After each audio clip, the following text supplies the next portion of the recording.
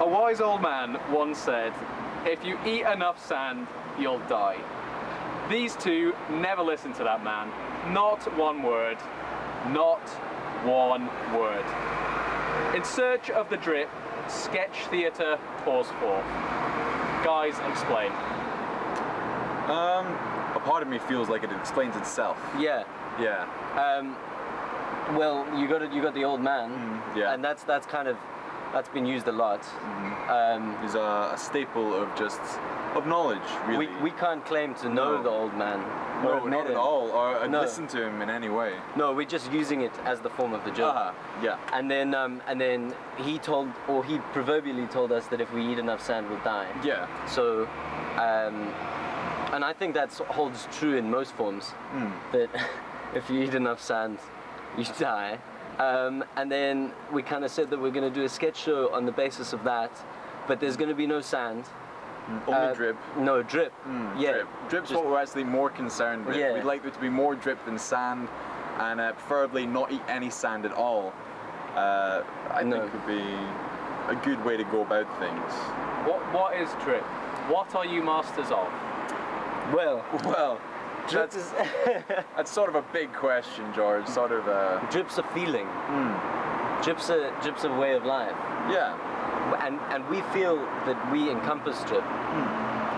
As you can see in the photos over there, we've got it on our faces. And so we feel that we've mastered drip. We've tamed the drip in a way that we can master it and make sure the drip is direction, because drip without direction is of course just a droplet. Then it would be backwards drip or a droplet. Reverse drip is not something you want. No. You need to be... That's a disease. Oh that's yeah, a horrible definitely. You need to go to hospital if you have the reverse drip. So it's not a physical thing? Or... yes and no. Okay. It's a kind of all forms. Yeah. All forms of drip. Okay. And tell me, if I turn up to your show at the Festival Fringe this year... Yeah. Oh boy. What should I expect, if anything, from the show? Well, if anything, at least Michael and myself. Yeah, we'll be there. We'll definitely be there. Probably. Yeah. That hopefully. Probably. On the dates that we've specified, there's probably about an 85% chance that we'll be attending those performances. 85%? 85 to 90. Yeah. I'm saying, and then about a 65% chance that we'll be performing. And then probably about 50% chance there'll actually be anybody there at all. Yeah. Yes. Yeah. So we like to work in statistics here at Drip Factory. Yes. Smash Castle Productions, actually. And looking just away from this project, individually, what have you guys been up to in this sort of field over the years? This is your first stage show. You mean in the field of drip? In the field of drip, or in the field of comedy, or in the field of performance? In the field of performance. In the meadows? Wish to divulge. Or we can keep this solely drip. It's up to you guys.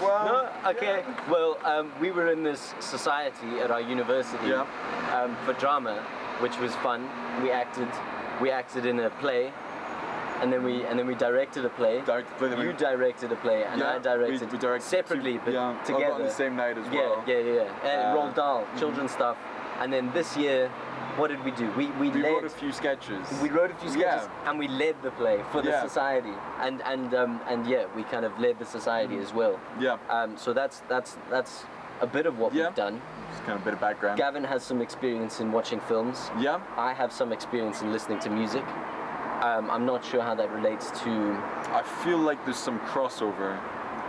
in a way. A little crossover. Films do have music in. Yeah. Well, exactly. And a film, like a theatre show, a sketch show is kind of like a short bit of film.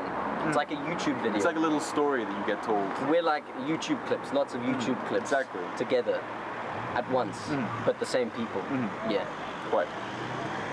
And this show, Masters of the Drip, Smash Castle Productions, what does it compare to, if anything, you have seen? Or is this brand new? Is this comparable to anything that has been on at the Fringe before? I once saw a woman kind of in floods of tears.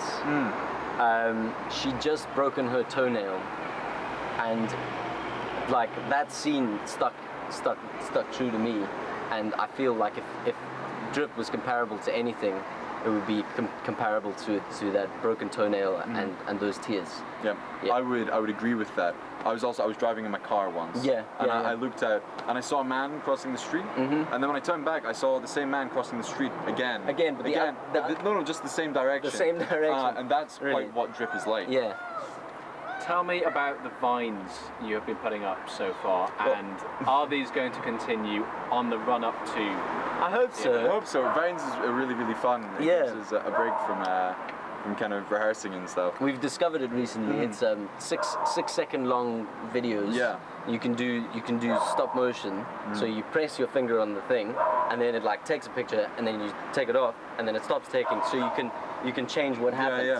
And it's really cool because it's more about like telling like a little story in like 6 seconds, which is really interesting. And so we've been doing vines. Yeah. So we've been Check doing them out vines. on our Facebook page, Masters of Drip, self-promotion.